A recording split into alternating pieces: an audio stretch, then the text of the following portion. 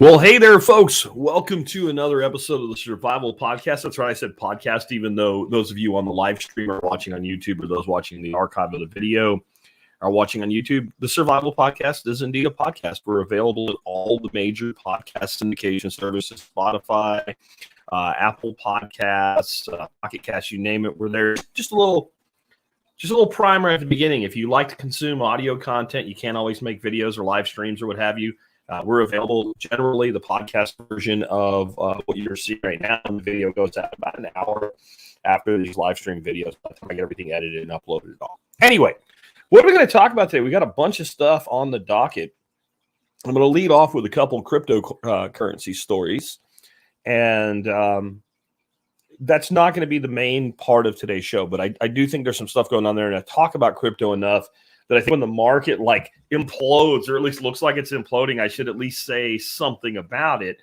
And in this case, I'm going to just say, buy the fucking dip. All right. Like, I have listened to people complain, I missed the opportunity. I missed my opportunity. I missed my opportunity over and over and over the years. And it's always the same people that say that never buy when the market goes down. How far down will it go? I don't know, but this is the advice they gave over the weekend. If you followed me on social media, you would have gotten this advice. Anywhere that I post, you would have gotten the same advice. I literally cut and pasted the same post across everything that I'm on.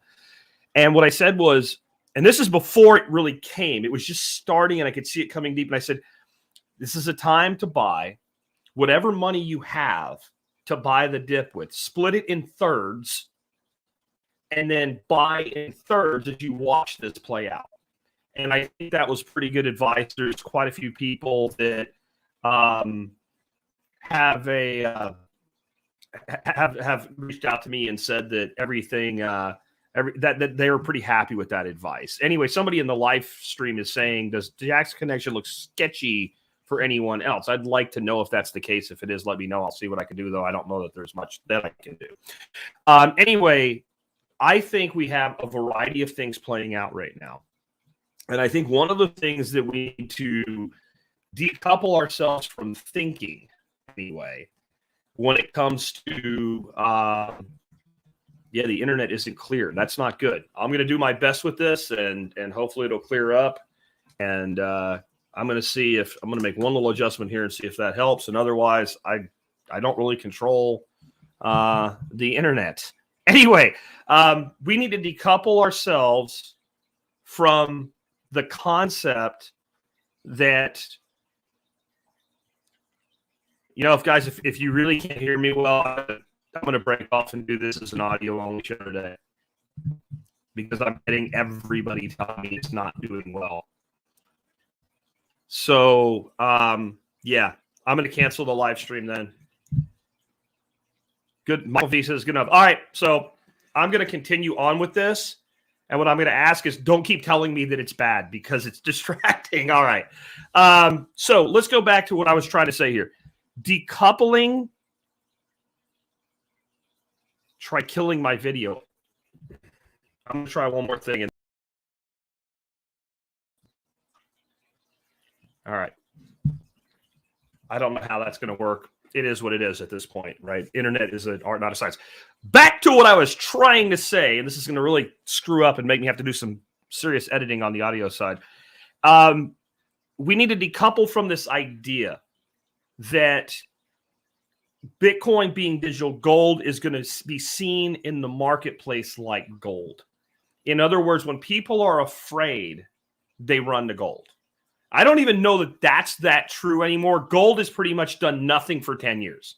Just saying. It really has. It's done nothing for 10 years. It's up or down a fraction of a percent across a 10-year period. But that's the mindset that gold bugs have. When people are scared of the economy, they pull out of equities and they pile into gold. And because we have termed Bitcoin and other cryptos as forms of digital gold, digital property, and I think it is, we expect that same mentality.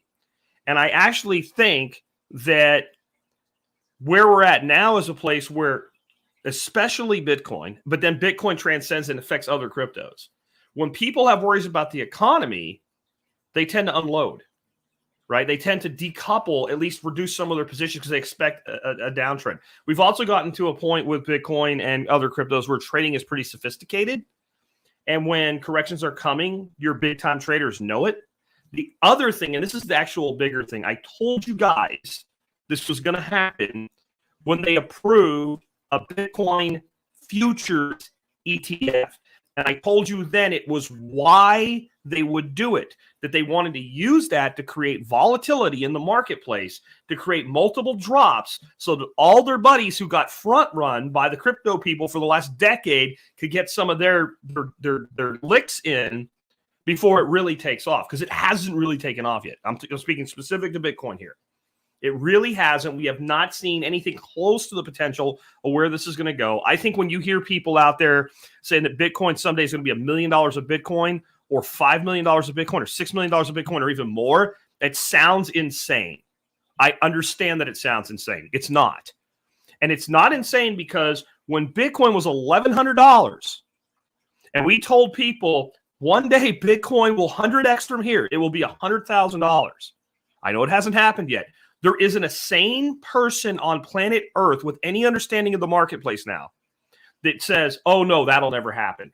There's not a single person that has a brain that's actually done research into this space that if you say Bitcoin will eventually be $100,000, says, no, it won't. No, it won't. Even big detractors like Peter Schiff are like, well, of course it's going to hit that at some point. It's still stupid and you shouldn't. Okay, whatever, right? So when you see something like, well, $1 million Bitcoin, that's only a 10x from 100. That's not 100x, it's a 10x. And so if you think about the kind of money that's being thrown around now in the space, what does that mean to the person that can literally go in and buy 100 or 1,000 or 2,000 or 5,000 Bitcoin? And how much more can they buy if they can suppress these interim shorts? So we've got and some other stuff going on. There's a big macroeconomic thing we'll finish up with today going on in China. There's some other things, the Omicron. And here's what, this even came out from JP Morgan. They're like, we're not worried about Omicron. Don't care. Nonsense. Literally, it is moronic. They didn't say that, but it was kind of how the tone of the brief that came out of JP Morgan read. What they said is, we're concerned about how government's going to react to it. So people in crypto are concerned with that too. But the big thing is these ETFs creating derivatives. And this is what's really interesting. If you read the prospectus from BITO, which is like the first big futures ETF, they literally in their prospectus say what they're going to buy and when they're going to buy it. And all these other folks in that kind of future space, they're sniping that ETF. Because wouldn't you if you were in that position? So that's the bigger thing that's going on right now. But I'm buying the dip. I recommend that you do too. One more quick thing on crypto, and we'll move on from there. I think I'll make my commitment being only 15 minutes of crypto a day or less, even with the technical issues we had coming out of the beginning. There's a Bitcoin city coming to El Salvador. And to fund the development of this Bitcoin city, El Salvador is going to issue Bitcoin bonds. This, as you might imagine, has some people pretty upset. Like people like the world bankers and things like that. There was somebody out of the central bank of the United Kingdom recently that he said he's deeply concerned for the citizens of El Salvador that they've gone to making Bitcoin legal tender. It keeps him up at night. Because, central bankers from the EU and the UK and the United States, they've always really, really been deeply concerned about the citizens of El Salvador, right? No, they're concerned about their world order being turned upside down on its head. Now, you would think, though, that the ecologists of the world, all the people that claim to want clean and free energy would be like, you know what, developing a city that's powered by volcanic geothermal energy, good. No, they don't like it. An ecologist, and there's a link in the show notes that you can get to later on that goes to the article, an ecologist from El Salvador said, it's going to still be more expensive than oil. We'll get to that. But if you're an ecologist,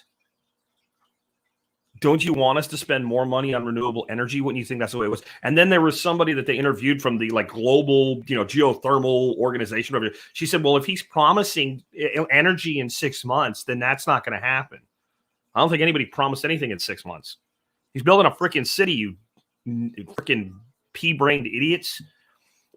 what I actually think makes this really interesting for discussion, is something that I've picked up over and over again in interviews with Michael Saylor. And he keeps talking about the crypto rails. So was Bitcoin expensive to get all this mining equipment in space, all these data centers, all this stuff up to speed? Was it expensive? Yes. Was it then expensive to build the layer 2 solution that we call Lightning? Yes. What are those? Those are the rails. And now what does it cost to move $1 billion across the planet in a few minutes? It's very cheap. And if you look at it as rails and you think about it in the conventional sense of rails, how expensive was it to put railroads connecting from the East Coast to the West Coast of the United States compared to having like Pony Express riders hand stuff off or sending a stagecoach across? How much more expensive was it to build the rails? 1,000 times, 100,000 times more expensive to build the rails than take the existing infrastructure of horses and people in the wheel and send stuff across the country. However, once the rails were built, how much less expensive and how much more efficient was it to move people and product by rail across the country? And you almost can't come up with a number. It's like 100 million times cheaper and 100 million times less expensive, because you can't say, well, moving this one item from Philadelphia to San Francisco and then say, well, the cost of doing that, but a person taking it on horseback is X, and the price of putting it on a train and getting it there is Y. You can't even do the comparison that way. You have to use calculus, not arithmetic. Okay? Because how many more of this thing can you transport at the same time than doing it with a horse and buggy? That's what you have to look at as the total cost. So when we look at anything being built that's being enabled by cryptocurrency, specifically Bitcoin, what is the value of the thing in the end versus the cost of building the infrastructure? And this is what I've been talking about for months now. Bitcoin is generational wealth. Bitcoin encourages 7 generational thinking. You look at the buildings that we built in Manhattan, right? We built in where New York City is today, which is a crumbling mess we'll talk about in a bit now. But those buildings, and you say, could you build that building today? And the answer is no. I'm talking like the ornate churches that have the literal whole church is a mass of sculpture and the artisan work that had to go into building that. We built that when gold was money, because gold was the governor of the government. And we had to think long term when you were investing generational wealth into a thing. So the thing had to be there. Think of despite the fire, the Cathedral of Notre Dame. Can we build that today? They can't even fix it today, let alone build it. How are they able to build things hundreds and hundreds of years ago that are still useful today? And we can't build them today. We can't. We have the engineering, the technology, the equipment, the machinery. We have the wrong money. So when I look at what they're doing with geothermal energy, it's not, we're building a power plant to mine Bitcoin. That's not what they're doing. They're building a city to run off geothermal energy, and Bitcoin is the enabler. Because we can put miners in there, because we can participate in this massive network, we can afford to develop something that otherwise we could not, that will give us 1,000 years of energy. So is it expensive to build city-sized infrastructure? Period. Yes. Is it more expensive if you're going to power that city on geothermal energy, even partially, versus a natural gas or oil power plant? Yeah. But is the total cost more? This isn't a wind turbine that we're going to throw the freaking blades away in 10 years, right? This is drilling into the heated core of the earth and sucking endless energy for 10 generations or more. Because once we have that done, the real technology is how we harness it. And when that technology gets better, we don't have to do the whole thing over again. You just upgrade the technology. That's why I think this is bothering them so much, because it will be a place where they can go, look, it works. And I don't think most of the people that claim to want to save the planet, that claim Bitcoin's boiling the oceans or other bullshit like that, actually want solutions. They like problems because problems enable division and division enables power. And this is being corrected, and it's going to be corrected over and over and over again because you have something now you never had before, the economic incentive to actually do it. How many countries are going to look at that and go, we have waterfalls? Like, could we build a city near this waterfall and then make this economically viable because we can participate in this network that's going to grow to $10 trillion or more? Do we want a piece of that? How many other ways are there to harvest energy that the problem is the location of the resource is not adjacent to the place where people live? And we can change that. And you know what? As I said, Michael Saylor is my spirit animal, man. He said that shit the beginning of this year. He's like, I see in my head this place where a waterfall is falling down and there are no people, but there could be. And Bitcoin is the answer. Didn't say anything about volcanoes, but who the hell saw that one coming? I did. Anyway, let's move on from crypto now, and I don't think we'll really talk about it again. I had a question from a listener that involved ButcherBox, and I guess this could involve anybody that, cryovac packs meat and then you buy it, whether it's sent to you frozen or you get it at the grocery store or whatever. And they basically said, so I was looking at this steak from ButcherBox, perfectly vacuum sealed in this plastic, obviously food grade material, or it wouldn't be holding the meat in the first place. And it doesn't come with a meat diaper or anything like that. It's just straight up wrapped in plastic, like I'm going to do when I sous vide it. And I thought to myself, should I just chunk that into the sous vide cooker and cook it that way? No, I don't think you should. And I'm going to tell you why I feel that way. Number one, something I use my sous vide for all the time, even when I'm not cooking with it. Defrosting shit when I was stupid and didn't take something out early enough or the day before to defrost so that I can cook it that night.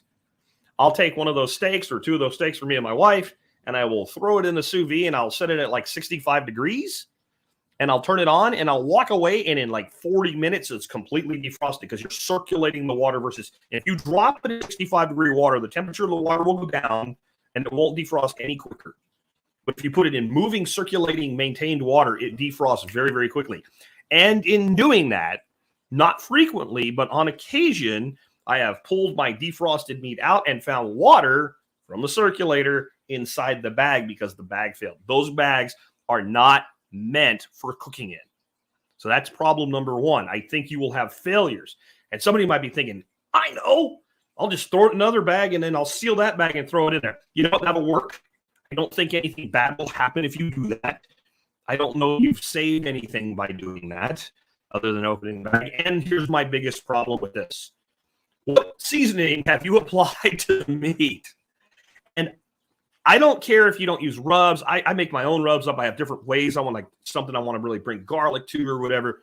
But even if you're like, I don't really do rubs or whatever, if you cook steak without salting it, you're wrong.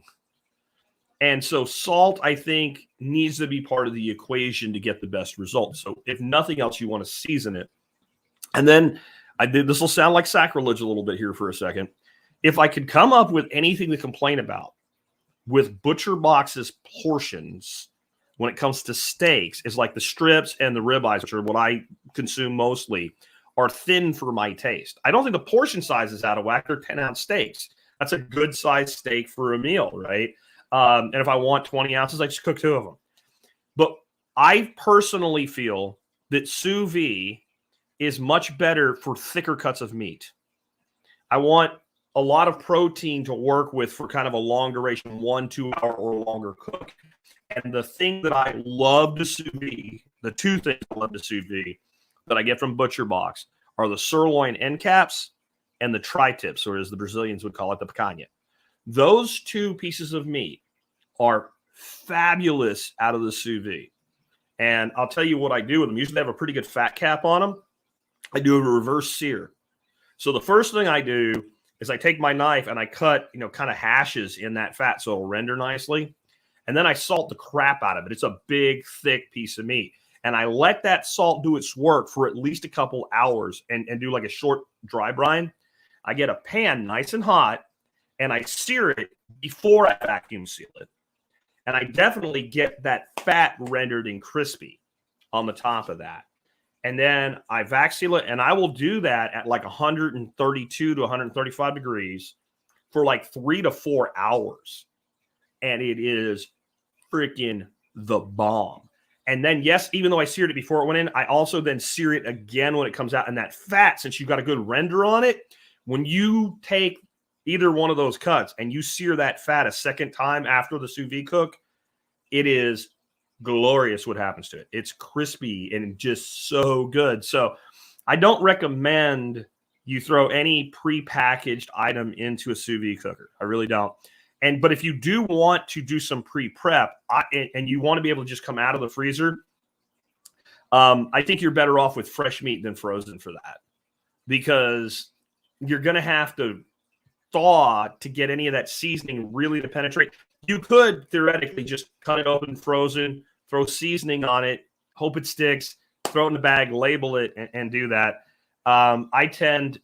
The fact that the sous vide cooker will defrost so quickly for you to just do the other thing. So what do I do with my strip steaks and my ribeyes from Butcher Box? I cook them on the grill, on the Blackstone, or in a frying pan on the top of the range. And with the thickness of them, I can cook my wife's steak in 12 minutes to 15 minutes for her at the most. She likes it well done, and I got to be really careful I don't overcook it, but she doesn't like it really pink much at all. Mine, 7-8 minutes. So why sous vide something I can cook perfectly in 7-8 minutes? So that's just my thoughts on, and that's in thinner cuts of steaks in general with sous vide. Next, I keep getting a lot of questions about this. Colder than normal winter. Oh, the second ice age is coming and shit like that, right? The grand solar minimum and all. Okay. I'm going to Jim says Butcher Box had a flank steak for life a while back. I did that too. It was $100 and you get a 1 3/4 flank steak forever. That was a good deal. I definitely added that on. I have added so much. You always watch Butcher Box for opportunities to stack like lifetime member deals. Anyway, I am a believer in the grand solar minimum is a thing. It is coming. It is going to happen. It is spread out over a fairly long duration. And I don't know that it'll ever take us back, or that this cycle will take us back to like the Munder minimum of a few hundred years ago. It will have an impact. But I think the catastrophic, shrieking, the sky is falling, dogs and cats are raining from the sky and having puppy kittens and living together as one, like, just relax. This winter is going to have almost nothing to do with that. Because, again, it's a much longer duration cycle. And when you hear things like Farmer's Almanac and what have you saying we're going to have a colder than normal or a harder than normal winter, you're talking about the time frame of the winter season. And for instance, if you were in Texas, the way you would measure that, what is our average number of days that we go below freezing? And you'd expect more. Your average low would be lower. Your average high would be lower. That's what it means. It doesn't mean an entire winter like the 9 to 11 day event that we had last year. So people say last year was an awful winter in Texas. No, if you live here, you know that's bullshit. You just know what your TV showed you. And of course, they showed you the worst of the worst. What we had last year was a relatively mild winter with a week and a half long severe weather event that was part of a big drop in Arctic air that came down and hit the whole country. That's not Munder minimum shit, folks. That's not grand solar minimum shit. That's a weather event. And many of us push back against the globalist claim of global warming, and it's all like, and then they take weather events and they use it to make their case. We need to not do the same thing on the other side. Weather events are weather events, weather patterns are weather patterns, and climate shifts are climate shifts. And all of those are different. So what I expect this year, based on everything I'm seeing, including like anecdotal things like how much black are on the little woolly caterpillars versus the prior year, is a colder winter. And I expect to have more days below freezing than is typical. And I expect a winter similar to what we probably had like about 8 years ago here. So not the end of the earth. It wasn't that bad. It's probably not even in most people's memories. It's my memory because I'm a permaculturist and I pay attention to those things. But that was the year we got several different snow and ice events. I think it was the year that snow and ice really disrupted the Super Bowl at Cowboys Stadium. I think somebody actually got killed by an ice sheet that fell off the new Cowboys Stadium at the time, and they had to take some they should have known better because it happened at the IMP building in downtown Dallas years and years before, not thinking about doing certain things differently in these southern climates.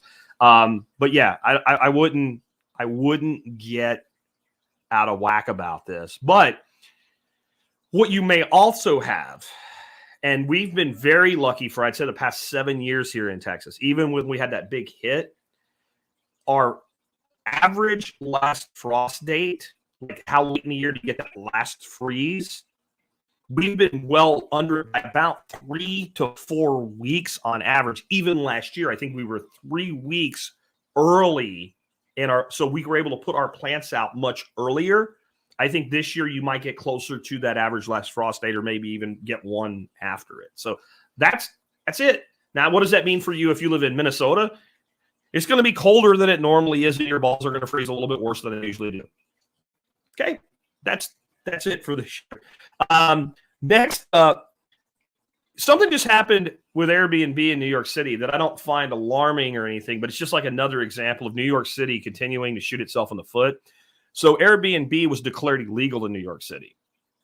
And I think that actually the interesting discussion there is why, what problem are they trying to solve for themselves, and who created the problem in the first place, right? I'm always amazed with governments trying to solve a problem, and if you examine the problem, they created the problem. And then you've got the person that created the problem claiming to be able to fix it. I don't know about you. If I take my car to a mechanic and he causes a problem when he's supposed to fix another problem, I might give him one chance to fix it because it's a warranty and I expect him to fix it. But if that happens more than a couple times, I'm getting a new mechanic. This guy's not competent. Government is the complete incompetent mechanic that never gets it right, that whatever they fix always makes another problem. So what's really going on here is that there's pricing controls in New York City on rents and properties. And if you think about, like, if you go all the way back to, remember the sitcom Friends, Monica was living illegally in her aunt's or grandmother's apartment because it was rent controlled. It's that. And there's a lot of circumvention of that going on through sites like Airbnb and what have you, basically illegal subletting. And then there's also the fact that it's so expensive to stay in New York City. And literally, when I used to run the Northeast United States, I would generally stay outside of the city because it would blow, like I would be in New York City for a week, would blow 50% of my monthly budget for travel. And it was because lodging was so, and it was shitty and small. So what you have now is Airbnb. I can go there, get somebody's little apartment, and it'll cost me less than staying in a hotel. Well, the government's like, well, you know, what's in it for us? We don't get our hotel tax. So Upgrade wants his money. So what they're doing is they're pushing that out, and now you're going to a position where I think it's 29 days. You can still do Airbnb, but it has to be 29 days. You can't go there for a weekend or whatever. But New York City is really in a suicidal mode right now. And if you live there, you need to get out. We're going to talk about getting out, period, in just a minute. Because at the same time this is going on, there's a new study out that says corporations, right, the life and blood of New York City. Nobody goes to New York City for the weather or the view. Now, people go to like the mountains for the view. They go to the tropics for the weather, right? People go to New York City because of economic opportunity.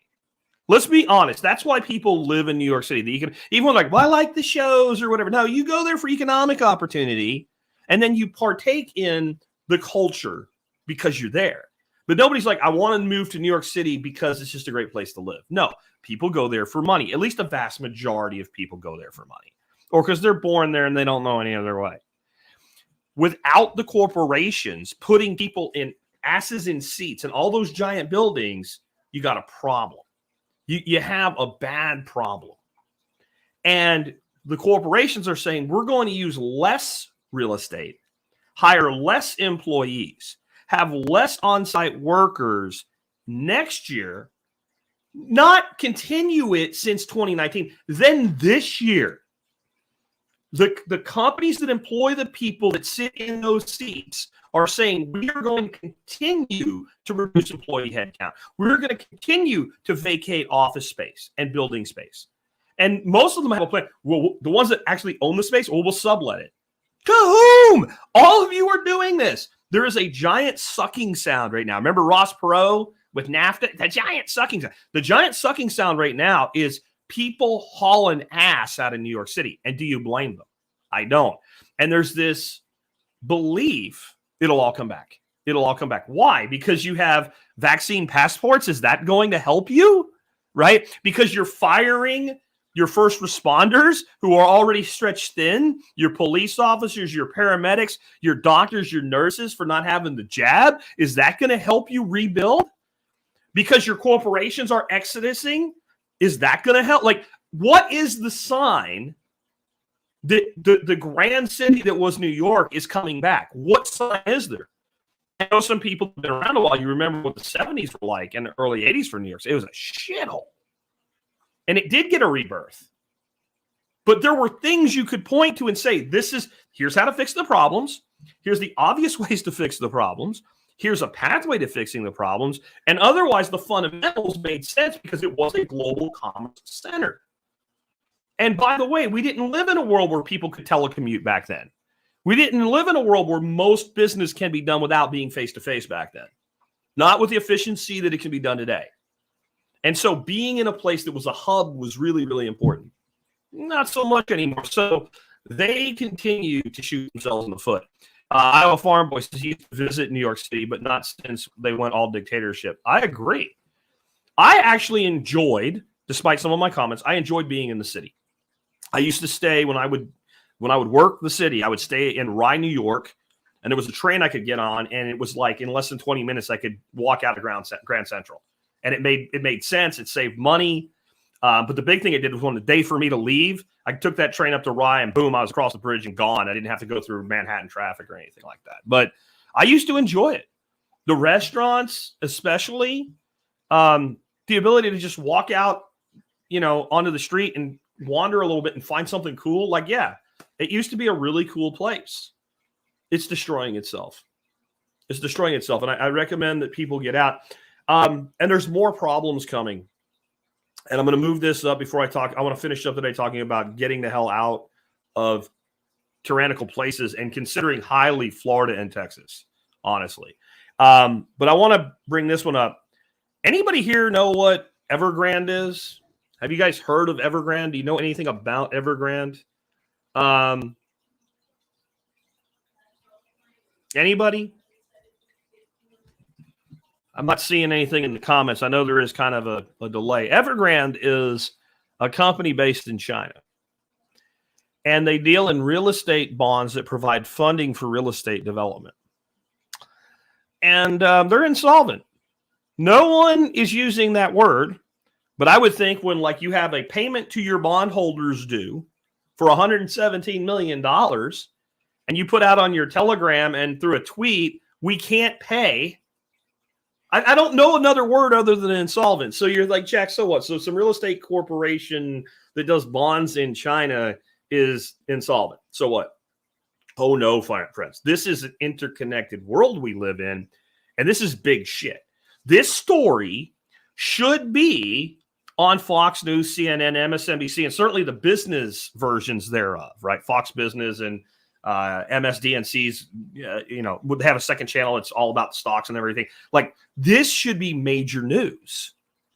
Remember 2008 for the United States and the subprime lending mess, but there was so much else that was not just subprime. This is not subprime, but this is majorly, somebody saying over-leveraged, I was about to say majorly over-leveraged. And you got to think, okay, well, what's the problem? Well, all this major development in China, not going so good. People that were building buildings decided they can't build them. People that already built a building so that they could put tenants in it can't get tenants. Tenants leaving, the shit that this is why I moved it up in the discussion. The shit we just talked about in New York, happening in China, but happening to the point because it's such a brittle system. And everybody always figures since it's communism, they'll fix it. Well, you can't fix everything with government. I think we've learned that. And now Evergrande either gets bailed out or it's like a black hole of money. Now, here's the thing. You can bail out Evergrande, and all you're doing is making sure the people that risk the money get their money back. You're doing the same thing in the United States, though, if you did that, right? You're protecting the investor at the expense of the citizen. And maybe that makes the crash a little less deadly, but you still have a crash because what's the problem? The problem is, well, where's your real estate development industry at? The toilet. Now, how does this start to affect other countries? Well, another country that's put their economy in a toilet is being largely propped up by being an export-based economy. That's Australia. Number one export from Australia to China is iron ore. Do you think the Chinese buy iron ore to make little chess sets out of it so they can stare at it? Or do you think they use it to refine it into steel and build things?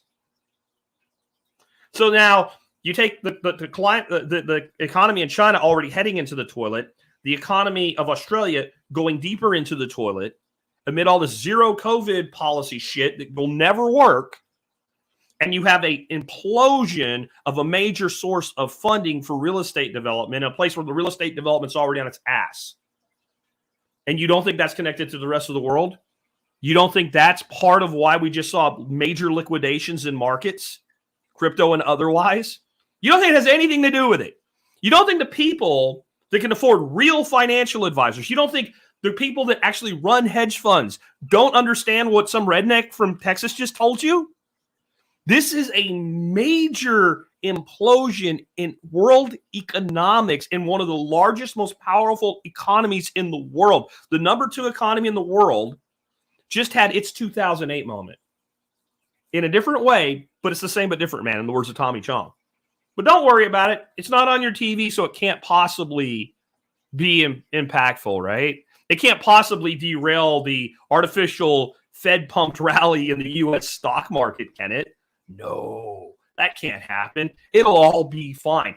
It can't possibly, having an implosion of the real estate development in China, further aggravate the supply line problems between China and the United States. It can't do that, can it? No, it'll all be, don't you worry about it. It'll all be fine. If it was important, the TV would have told you about it. It's important, guys. Do I think that means you should go liquidate all your stocks? No. Do I think it might be time to take a little bit of a look at the positions you're in? Yeah. Do I think that if you see something coming that's going to create a downtrend and you're fully invested, might it be time to pick some particular things that you might liquidate so that you can be an opportunity buyer on a dip, not just in crypto? Maybe. I just think above all, pay attention to it because this is a cancer. This is an economic cancer. And we do not know right now. This is like when your doctor says, well, you have cancer. We found markers. You could have really bad cancer that's going to kill you. You could have cancer that's going to require some shit ton of treatment that will put you to the edge of death, but you'll recover. You could have cancer that's easily treatable. And how fast and how far will it spread? We don't know. But this is a cancer, and it needs to be seen that way. On cancer, the biggest cancer existing in the United States today is the politicizing of a disease pandemic. This is the biggest cancer we have. And it's not the problem isn't the illness. The problem isn't the survival rate or lack of survival rate or any of that. The problem is 100% driven by government when it comes to the way that it most affects the most people. You can't have something that has a 99+% survival rate and have it affect more people from a standpoint of the infection than when you have entire economies shut down. There's not even an argument there. The government is the problem in this situation for the largest majority of people. That doesn't mean that your Aunt Sue that got really, really sick doesn't matter. But it does matter. There's less Aunt Sues than there are small business people, entrepreneurs all across this country have lost everything. Lost everything because of this. And it doesn't mean that when you have a city like New York that we were talking about and you completely devastate a place that already had a problem, with all these mandates and shutdowns and everything, that it's not a bigger problem. Or you take a place like San Francisco, where people are already shitting in the streets, and then you add this to it, that it's not a bigger problem. And you take some of the major economic engines of the United States, and you cripple them at a time of global economic downturn, and then you add things like China's recent cancer to the equation. All this, to me, takes the old cities that were the seats of power, the Seattles, San Francisco's, Los Angeles, New York, Philadelphia, Chicago. I just gave you the biggest seats of economic power in our country for the last easily 50 years. And already fallen long before the rest, Detroit. If you took those cities 50 years ago and you said to somebody, do you want on a piece of all of them? Yeah. Today, not so much. Everything's moving, and it's moving. When I say moving, I'm talking about physically moving. It's moving toward liberty. And this is the scary part if we don't do our part in this. It doesn't matter if the entity itself is for liberty. It moves toward liberty because it's in the entity's interest. So a big hullabaloo was made about the fact that Elon Musk brought Tesla from California to Texas. That is an economic win. It's not a bad thing. There are worse people in the world to have in your backyard than Elon Musk. But Elon Musk is not a warrior for true libertarianism, and I don't think you should delude yourself into believing that. Elon Musk bought the Tesla project to Texas because he could make it work here economically, and he couldn't make it work in California. That's what brought the entity here.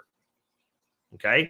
And entities like that coming here and the jobs with them, if they're not harnessed right, result in the big fear that everybody has. Oh, them stupid liberals are coming from California and they're going to turn your state blue. You just watch. That's how that happens.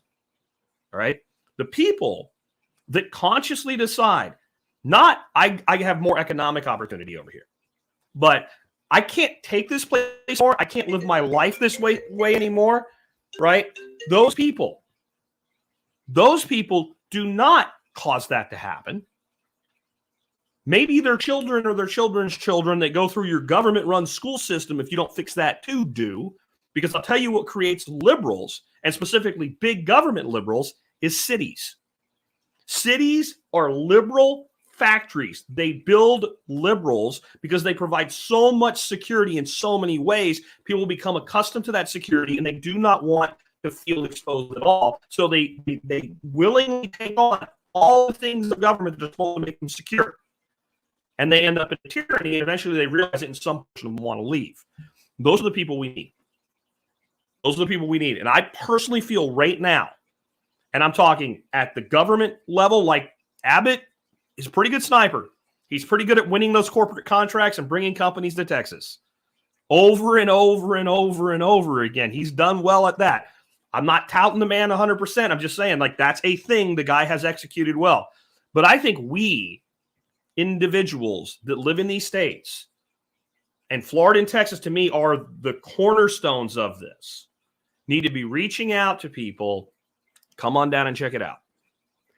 And I have some reasons that I think we need to be giving those people. Stu wants to know what the fix is for the city. Good luck. I don't have time to get into that today. But first of all, I think the number one way you fix a city is you do not make the city too big. Once a city goes over a certain size, all the problems that come with giant cities will be there. I think you're looking at, a good-sized city is somewhere in the neighborhood of like 50,000 people. And when you need more room, build another city. And that way we're doing a decentralized versus a centralized model. But back to this. What is my value proposition to you if you do not live in Texas, to come to Texas or to consider Florida? And, I love the work Free State Project's doing in New Hampshire. I've always supported them. I always will. However, when it comes to COVID, I have not seen much liberty in New Hampshire versus most other states. I have seen it in Texas and Florida. So my immediate value proposition is, we're not asking you to come here and make it better and change it. It's an immediate improvement in your life. It's the day you move from New York to Texas or Florida, your freedom goes up instantly. You don't have to do anything to have more freedom. Do you know what I do when I want to go to a restaurant here? I don't get my phone and make sure my vaccine passport is updated. I don't make sure I have a mask in my car so I can put it on when I go sit down and take it off. I get in my fucking car and I drive to Gloria's and I order a margarita the way that I've taught them to make it so it doesn't suck. And then I get a great big bowl of seafood soup or grilled quail. And I have my meal and I go on about my life like I did in 2019. My life is absolutely now in Texas the same as it was before. There's no new normal here. It's not here. I've heard this before. People are trying to explain it, especially in like libertarian talk shows and stuff. There is no pandemic in Texas. It's like, oh, there's still people going to the hospital. There's still people dying. People get sick everywhere. That's not what we mean. We mean that all the things that you've now become accustomed to in your life are not here. So that's value proposition one. We have, and I just saw the Liberty something, the one that judges the 50 states every year, put out their new list, and they listed Texas like 24, some shit like that. They came up with a bunch of bullshit as to why, and they listed New Hampshire number one. Not a bit of that report included COVID restrictions in making its determination about where you have more freedom. And if I thought this was all going to go away next year and everybody would go back to normal, I wouldn't be able to make that value proposition to you. But I'm going to tell you something. Until enough people stand up hard enough, this is never going to end. And if you live in these places, those people have cast their lot. They've made their decision. It's not going to get any better there. It's going to get worse. California is going to get worse. Oregon is going to get worse. Washington is going to get worse. Illinois is going to get worse. Pennsylvania is going to get worse. New York is going to get worse. Worse, worse, worse, worse. It's not going to get any better anytime soon. Because look to your left and right, and odds are, if you're somebody that wants to make it better, for every time you look to your left and right and see two other people, you're outnumbered 2-1. And others like you are leaving, and that is reducing your ratio even further. You're going to get 3-1, 4-1, 5-1 ratios. I want that here in the other direction. I want that for Florida in the other direction. And you don't have to come here and make it happen. It's already here. That's value proposition one. Value proposition two, economic opportunity. People that tell me they can make more money in New York than they can in Texas, I'm like, first of all, how much more? And if you don't have an exact number, you don't know. You haven't even begun to figure it out yet. You have no idea. You're just assuming that. But a lot of times you will see a salary is higher, but what's the cost of living differential? You can buy a great house in Texas for $200,000. Not what you could have done 5 years ago, because we've had so many people move in, but it depends. If you're clever about where you work and how you work, you don't have to live in these giant subdivisions. And once you move out just a little bit, that value ratio goes really high, really, really quick. What's the income tax in the state of New York? What does it cost you for every dollar you earn back to New York to have the privilege of living in New York? We don't have a state income tax. What is the real opportunity? Like, how many of all those jobs that are available in New York can you get without being shot up with something you maybe don't want in your life?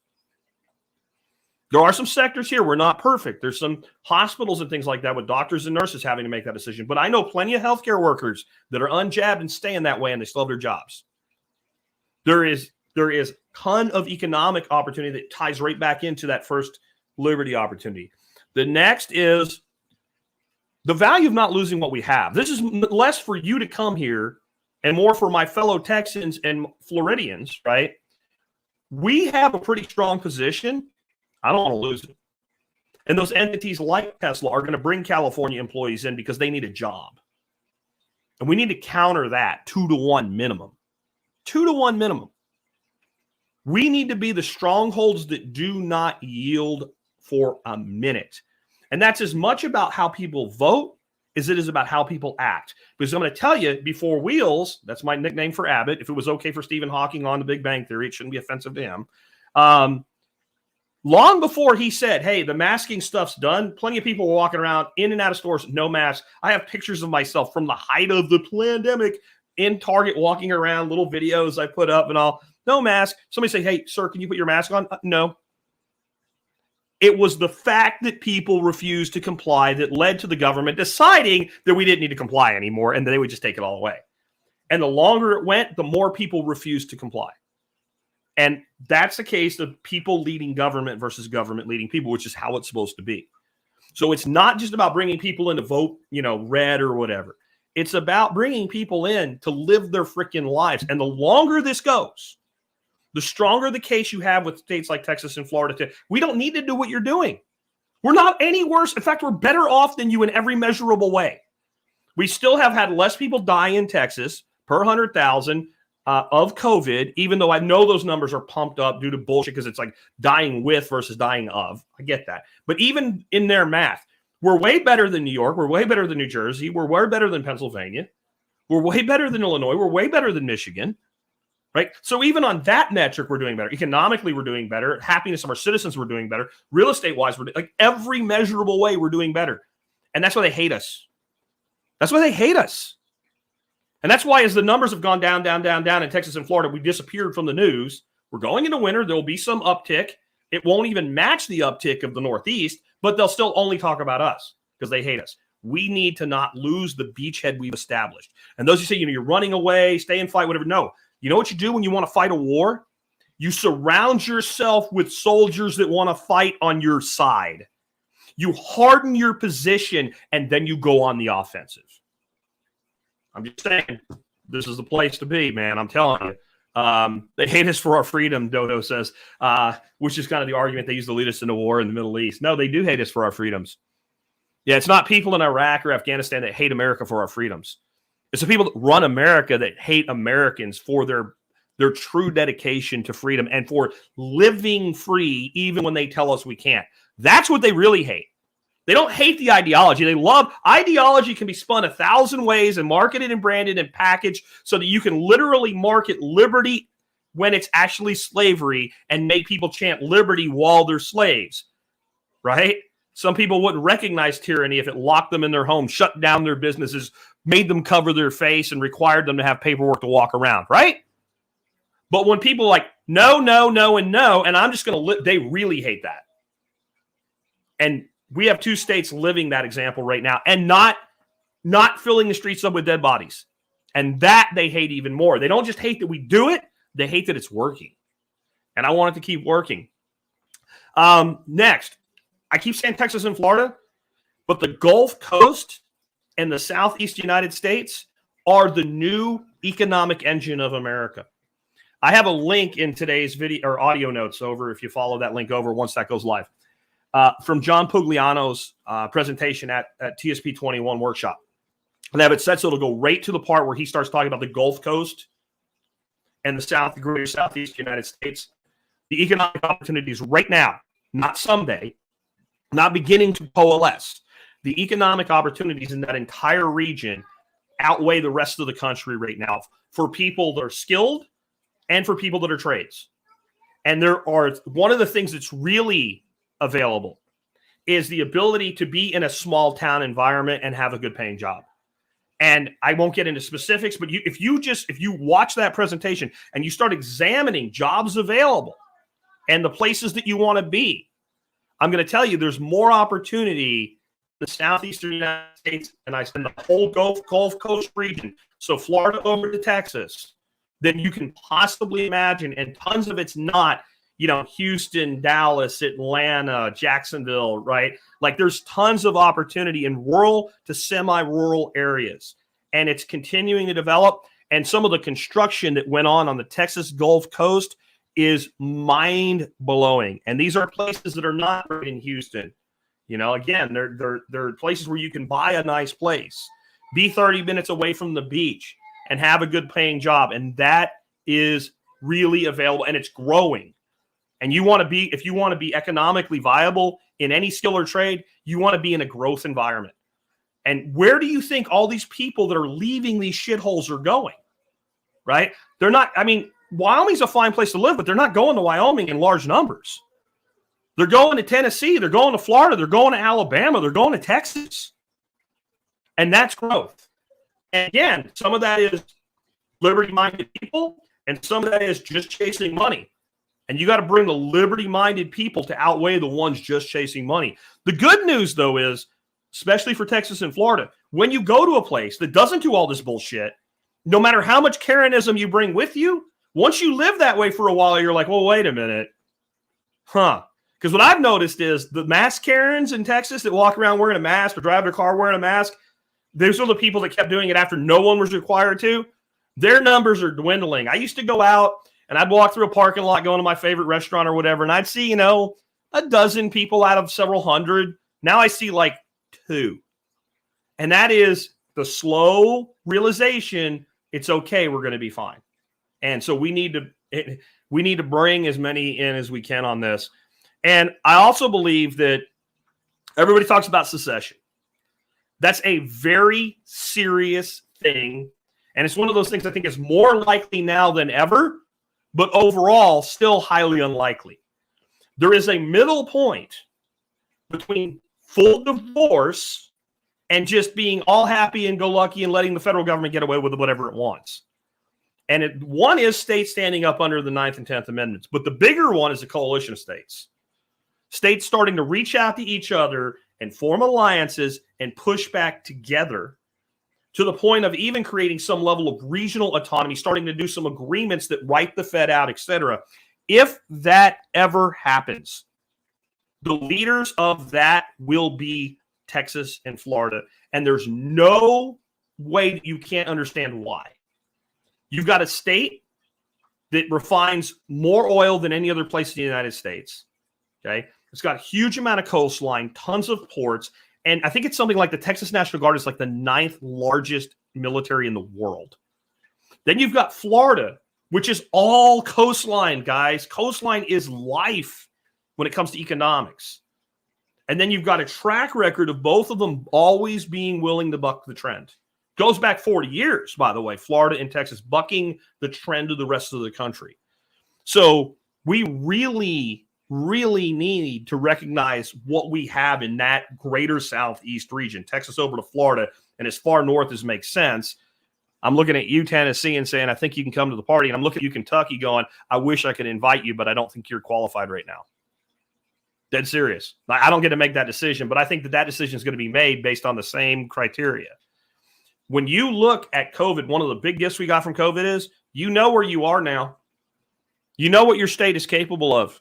You know where they stand. And I don't think we should ignore that. All right. I'm going to go into one more thing today. And then I'm going to start taking your questions. But I want to see what you guys think of this idea that I just put up on the screen there. You can answer yes or no. I left Facebook with like a complete mental shutdown when I realized what they were doing, not just to me personally, but to my communities there, well over a year now. And that I walked away. And then for like a few months, I would post things. Hey, Facebook sucks. Come do this. I took as many of my people with me as I could, like Moses. Hey, it's the exit. I thought you left. Do you see me interacting with people? All I'm saying is, come on over here where it's good. I will never use Facebook again. I refuse. I literally believe that they're the closest thing to Satan incarnate that we have, especially what they're doing to metaverse and all. But there's still a lot of people there, and I like to lead people away from bad places to better places. And one of the things that I could do right now, without actually touching Facebook, is I could just add Facebook to StreamYard. And then when I do these videos, they would be on Facebook for followers of me on Facebook to see. Now, when they wanted to interact with me or whatever, sorry, I don't do that. And I could be a bit of a Facebook basher and in every video say, if you're seeing this on Facebook and you actually want to be part of the discussion, join us elsewhere, something like that. I don't know if I should do that or not. It doesn't cost me anything at all. Somebody's asking about there'd be no real cost to it. I would have to actually go on Facebook, I think, to approve the link for about a minute. And then I would never have to type that horrible domain in my browser ever again. All I would do is when I set up a stream, go, add Facebook to it. That's it. That's all I would have to do. And I know I'm going to have haters that are like, Jack says that he doesn't use it, but look, it benefits him financially or whatever. Dude, I'm fine financially. I don't care about haters. I care about legitimate criticism, like that really wouldn't be consistent with what you've said or something like that. I don't know that it wouldn't be. I mean, I've been telling people since I left, when people are like, but I make a lot of money on Facebook Marketplace. I'm like, use it. Of course you do. I mean, if you're actually making money there, if you're running your business and you're getting half your business from it, I would be an asshole if I told you to walk away from that. I wouldn't walk away from it. But what I've said is don't get in the communities, don't get in the discussions, don't get in the arguments. Don't let the algorithm control you, track you, and lead you. Well, you can't track me if I'm not there. All it would be is my voice and my face existing for as long as it makes sense. So I'm going to think about that. And I'm looking again to hear from you guys here. And those of you listening to audio, you can absolutely come on and email me with some points there. And I will take some questions, comments, and things like that. Now, maybe I'll do about 10 more minutes. If you guys want to, again, all caps in the comments, and I'll try to comment on that. I seem to be getting most people right now saying that I really, I should do this. And again, it wouldn't cost me any money. It wouldn't even cost, it would cost me 5 minutes once. And literally when I set up a stream, it would take a quarter of a second to click. Yeah, I mean, that's all it would be. And I would be following my own advice, right? I wouldn't be on the site. Somebody says they'll nuke you before you leave. I don't know if that's the case. I tried really hard to get them to throw the ban hammer at me. I mean, if some of you that watched it, like, I got a bunch of Facebook jails that I didn't even know about because I was doing it like weekly. So I'd come back and somebody's like, I'd go to comment. I had like an hour left of Facebook jail or something. I'm like, oh, okay. I tried really hard to get nuked. But like, what is the value of freeing one person? Everybody's saying do it. Tom says, any thoughts on the New York City vaccine mandate? Is there something new there that I'm not aware of? I think all mandates are inherently evil, and they're going to do damage to the places that have them. Here's how I view this thing on the jab. It would be different if it actually was effective at preventing the transmission and spread of the illness. I've had people tell me no, vaccines work. I think if you don't think the tetanus vaccine works, you're not a student of history. I don't think if you don't think that the polio vaccine did anything to help rid the world of polio, that you're in denial of reality. Smallpox as well. And I know that maybe they get more credit than they should, but they deserve a lot of credit. You can't say that about this crap they're forcing on people right now. I hear people making that argument. Well, we got rid of smallpox with the vaccine. Well, it certainly helped. And again, I think if you don't think it helped at all, you're just delusional. I'm sorry. And I'm not even going to have an argument with somebody who's denounced reason. However, we know that when you get a smallpox vaccine, you get it once and you're done. And if you catch that disease, it's once and you're done. You don't ever get it again.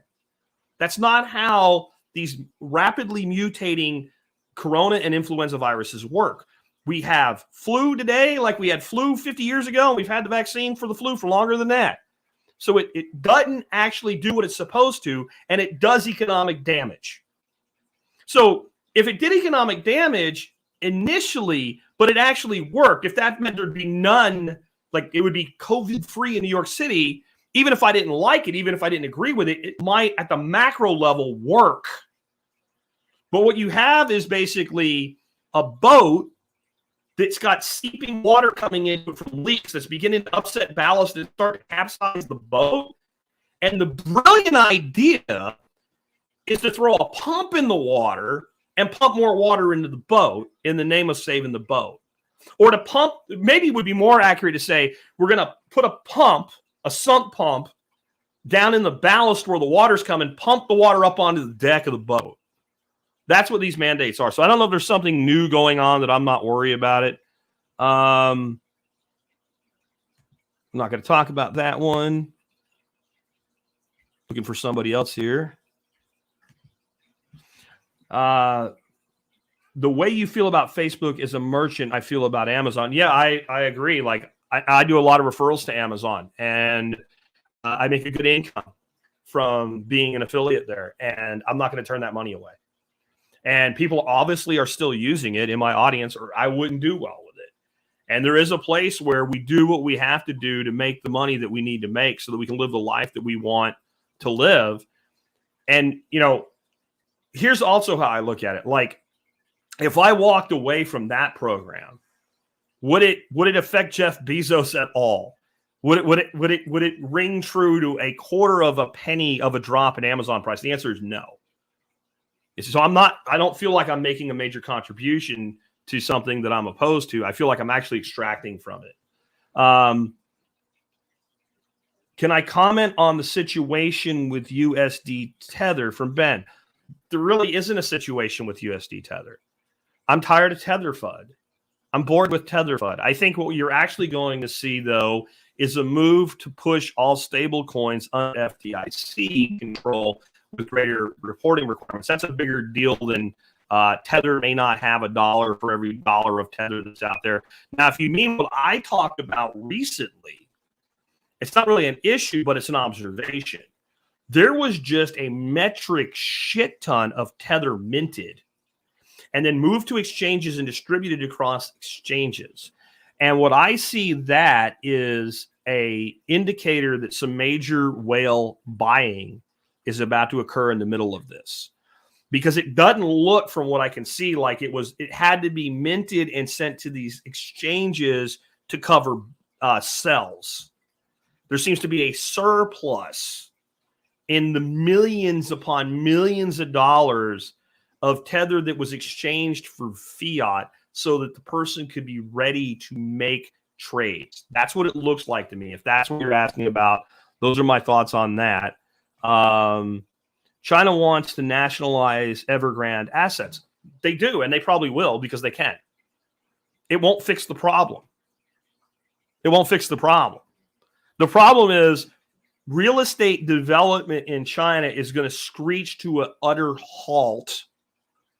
And it's going to further devastate many economies that actually import raw materials, like Australia, into China to service that market. And it was already on its ass. So that's the real problem there.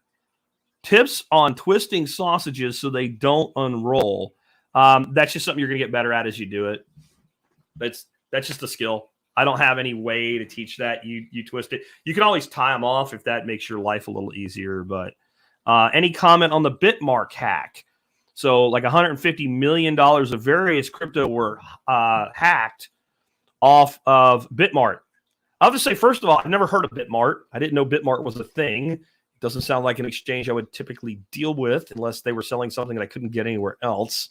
And I don't generally have to do that in most situations, because you're in very speculative assets when you start narrowing it down like that. But what does Jack say all the time to do with your crypto? Self-custody your crypto. I will never, ever, ever be shocked, surprised, or concerned that a crypto exchange that's holding crypto on the behalf of others without those others controlling their keys gets hacked and gets some of that crypto extracted. It won't even faze me. I don't care, because you shouldn't do it. If you're holding your crypto on Coinbase, CoinEx, anywhere long-term, you are wrong. Do not do it. Move crypto to an exchange to exchange it and then remove it again. Do not keep your currency on exchange. Do not keep your currency on exchange. I know sometimes people need 3, so do not keep your currency on an exchange. That's my comments on it. Don't do it. We do not have any control over how these entities have their security set up, right? We don't have any idea. And they're not going to tell us, because honestly, if you knew, it would make it easier to get in, right? So I don't know why they're having these failures other than they can. And that's why I'm telling you, man, I don't hold on any exchange, period. I did some dip buying, some little small amount dip buying on Bitcoin through Strike during this downtrend, because I have my phone, like in literally seconds, I can buy like $100 worth. And I mean, God, guys, just to be clear, it's like, okay, buy Bitcoin, $100. Ding, you have $100 in your account. Yay! Send Bitcoin. Drop in address. Send. Confirm. Done. Gone. Less than 5 minutes from buy to off exchange. Don't keep it on exchange. He said, will Evergrande keep China from benefiting from BTC in the next couple of years? It will have nothing to do with that. China's policy toward Bitcoin is what's going to prevent them from benefiting from Bitcoin.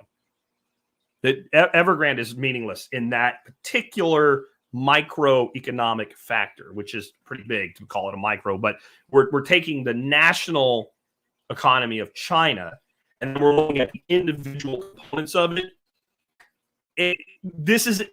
Evergrande isn't good for China and Bitcoin, but China banning Bitcoin is what has damaged, what China will get out of Bitcoin. And you have to think about why a nation is so opposed to Bitcoin, because Bitcoin can fix a lot of problems for a lot of nations. And it doesn't have to be currency for it to be that. In fact, I rather like the arrangement that dollars are currency and Bitcoin is property. And that makes everything in my life easier because I understand the rules and know how to follow them. And if a country says, but El Salvador made it a currency, you have to understand El Salvador doesn't have a currency. The dollar is their currency. If El Salvador had El Salvadoran pesos, it would have made a lot of sense for them simply to be very favorable to Bitcoin and not make it legal tender. It would have been very intelligent for them to say, we're going to maintain our sovereignty of our currency and we're going to just, let's say, exempt Bitcoin from capital gains tax, right? And we're going to empower people to do business in it when they want to. That would have, and it's still property, not currency, because Bitcoin isn't currency. We should stop referring to Bitcoin as a cryptocurrency. It's crypto money, right? It's crypto money, and money and currency are not the same thing. And that's probably deeper than I need to go today. Have I made any fun fermented foods lately? I haven't done any fermenting lately at all. I haven't even made mead. Ben says, thank you, Jack. Hey, Ben, I appreciate it. Dodo says, will the economic situation in Australia lead to more tyranny or finally push Aussies over the edge? I don't think it will. I don't think governments move off tyranny because economics get bad. I think bad economics lead to more tyranny. And I would point out that if you look at history, that's always the case. The only time you end up with more liberty is a rare exception when a violent revolution turns out well in the end. And so when you have a country going to economic downfall, their government becomes more and more tyrannical and gets away with it under the auspice of we have to fix it. We have to take care of people. We have to do something. I mean, that's the number one credo of the politician. We have to do something. No, you don't always have to do something. Sometimes nothing is the thing to do, but not government. Government always has to do something to justify its existence. And I think things in Australia are going to get dramatically worse. The only upside is that there is a democracy at play in Australia. And it's hard for me to believe that there won't be a major political revolution in Australia in their next election cycle. However, I won't be surprised if they don't. There are a lot of people who have really developed Stockholm syndrome in this situation. And man, I don't know what to tell you. It's a hard thing to forecast. I'm pretty good at forecasting the sentiment of the average Australian voter. And then there's always the big risk. All of the politicians saying, we'll fix it, are lying again, because politicians lie again, over and over and over again. So you get this big flip, and yet the tyranny doesn't go away, or what comes off is the wrapper, not the box that's actually holding people in. If I had any advice for the average Australian, it would be get out and don't go home until your country comes back to some level of sanity. Scrolling through, I don't see any more stuff in all caps. So, guys, thanks for hanging out with me today. I hope you enjoyed this one. I got a little off kilter at the beginning with some audio issues on the YouTube side, but I think the overall sentiment from the audience is you should go ahead and live stream to Facebook and just not be involved with Facebook at the same time. If anybody has a legitimate reason that I shouldn't do that, please email me, jack@thesurvivalpodcast.com with TCC in the subject line. And if you give a reasonable reason, I will pay attention. I will think about it. I will deeply consider it, or I wouldn't ask. If you send me hate mail, it will go where it all goes. It's in a special folder called the deleted folder, and it will go away, and I won't ever pay attention to it or read it. As soon as I start reading something from someone that is just purely full of hatred, you have nothing to offer me. You have nothing. It's not like, oh, screw you, I'm better than you. It's just literally you're asking me for my energy and my time and my life force, and you've brought nothing to me. And I want to finish up with a thought that involves Bitcoin, but it doesn't have to. But it really involves how to think about what you do with your life going forward. I want you to think you set up yourself a wood shop, because I'm thinking this way because I'm about to do this for my grandson, so he can learn to run a lathe, right, and to use a wood lathe and to make cool things out of wood. And I want you to think you find this piece of wood. Maybe it's worth $1. Maybe it would be sitting in a firewood pile. Because I've seen some pretty cool things made from literally chunks of firewood. But you look at it and it just has certain things about it, certain aspects. You think it's going to have interesting grain or whatever. And you put that thing on a wood lathe and you turn it. And you'll spend hours on a project sometimes. You put a couple, 3, 4 hours of your life energy into this piece of wood that was worth less than $1 a few hours ago. And something beautiful comes out of it. Maybe it's a bowl. Maybe it's a lamp. Maybe it's a sculpture of some kind. Who knows what you might have built out of this? And you have this thing now. And it's literally an embodiment of the solar energy that went into the tree and the nutrients that went into the tree to grow the tree until the entire that piece of it was harvested. That's now combined with all of the things in your life force energy that you put into making it. So the food that you ate, the knowledge that you gained, the money you invested in the tools, the time you invested in developing the skill, all of that now is in some pieces and parts embodied in this embodied piece of energy. And now you have it and you can look at it and it can just be that, or it can be a family heirloom. It can be something you hand down. But odds are if you do enough of it, you got to pay the bills. So you might take it and then you might transfer it. And someone will pay you in some way, whether it's Bitcoin, whether it's dollars, whether it's pesos, whether it's pounds, whether it's euros. It doesn't matter. They're going to say, I want that thing. They're not buying just the thing. They're buying the embodied energy of the thing. And now you've let go of it. You've given up that thing that you infused with your energy. It's literally a battery of your knowledge and your labor and your investment. You've given it away and you've taken some form of payment. If that payment is so that you can pay your mortgage, or you can put gas in your car, or you can feed yourself today, then I don't think it makes a lot of sense forward to really think about it much. Because we all have a certain amount of labor that we have to invest in our lives so that we can live them. However, if you take that money and decide, I'm going to save it, not reinvest. I'm not going to go out and buy new tools to do better work with so I can make more money. I'm just literally going to keep it. I took my embodied energy and I gave it away, and then it was given back to me in somebody's other form of embodied energy. Let's just say it's US dollars. So the US dollar is declining in value in real spending power by between 10 and 15% a year, depending on how you look at it. 10% is catastrophic. So let's just use that number. Now, once you think about the fact that you put all of that life force into a thing and you've accepted it back as $1 or a series of $100, if it's only going to be worth $90 a year from now, have you valued your own life force and energy enough to choose such a bad battery to hold that energy in? Does it start to look a little different if you look at it that way? Don't you sit there and go, wait a minute, I'm squandering my own life force in this battery that bleeds 10% energy per annum. It becomes $90 the first year. It becomes $81 the second year, or whatever it is, you know? It becomes $74 the next year. How long till it atrophies to oblivion?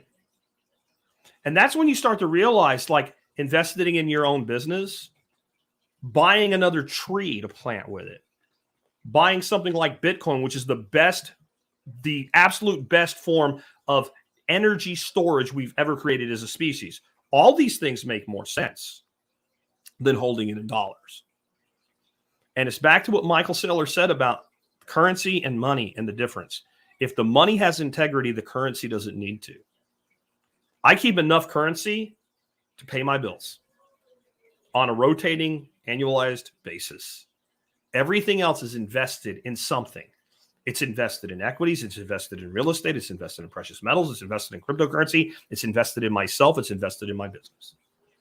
Because when I pour my heart and my soul and my guts into something, and then you care about it enough to do business with me, I understand how precious that life force is.